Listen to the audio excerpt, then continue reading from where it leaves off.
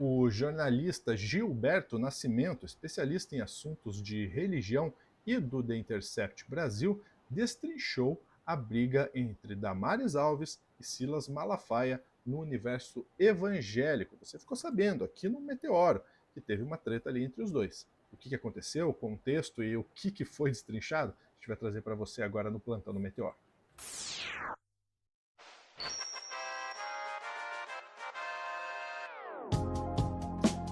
E quem traz essa notícia pra gente é Pedro Zambarda. Pedro, seja bem-vindo. Lembrando de seguir o Pedro ali, ó, no @DropsJogos e se inscrever também no canal do Drops.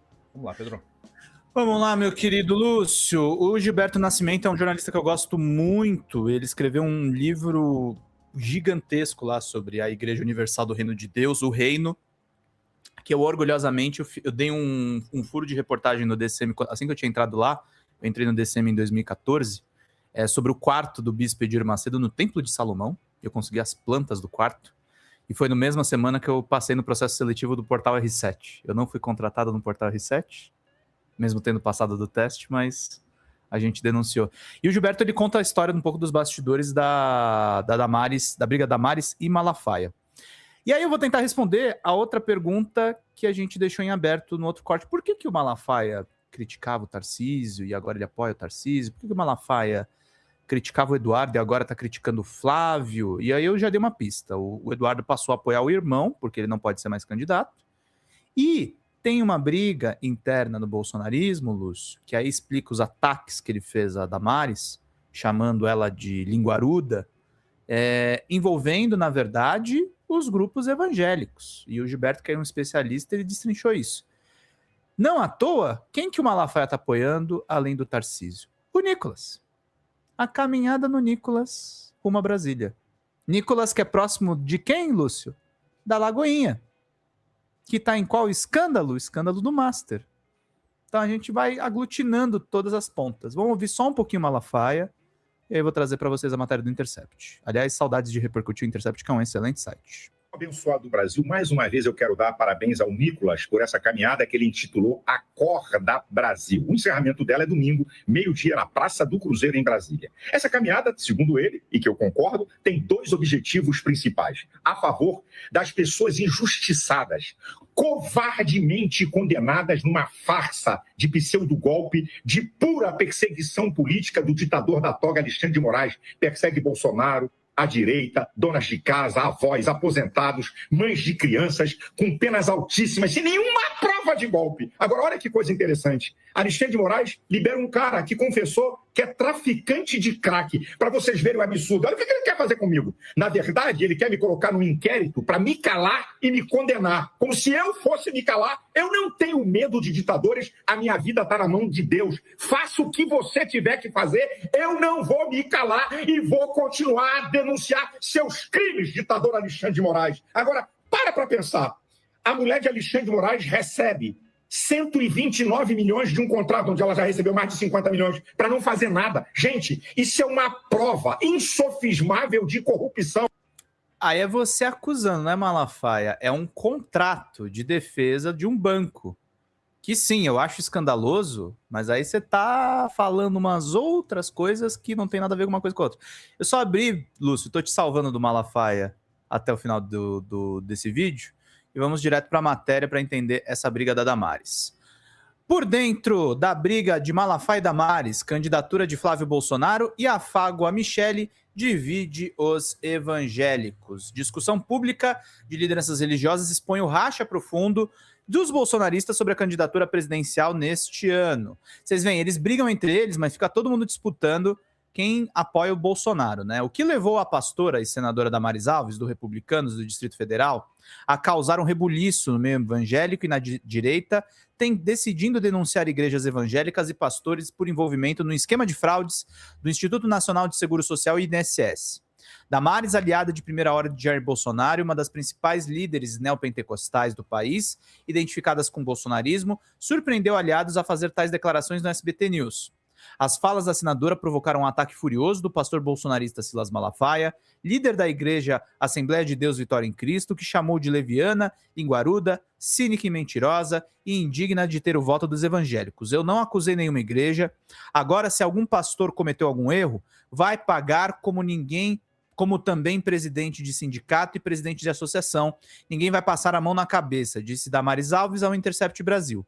Na avaliação de colegas de partido e religiosos que falaram reservadamente ao Intercept, a ex-ministra da Mulher, da Família e dos Direitos Humanos está se afastando da família Bolsonaro, mas Damares, eleita senadora em 2022, pelo partido ligado à Igreja Universal do Reino de Deus, ela nega: não me afastei da família, minha relação com eles ultrapassa a política, eu tenho carinho por eles, pois conheço o capitão desde 1998, quando eu fui trabalhar na Câmara. Para quem não sabe, a Damares era ligada ao Magno Malta.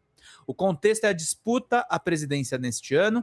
Enquanto Flávio Bolsonaro anunciou sua pré-candidatura, Damares, segundo relatos de pastores e políticos do Republicanos, gostaria de ver Michele Bolsonaro, de quem ela é muito próxima, como uma alternativa para concorrer ao Planalto.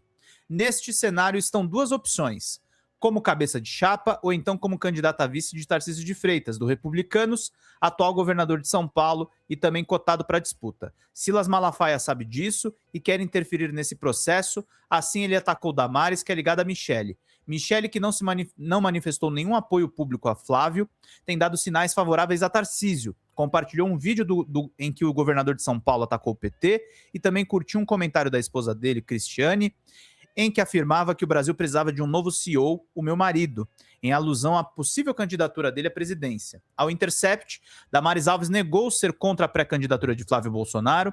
Vamos seguir firmes apoiando Flávio. Eu vou apoiar a decisão da escolha e a escolha do capitão, e a Michele não será resistente à candidatura dele, garantiu.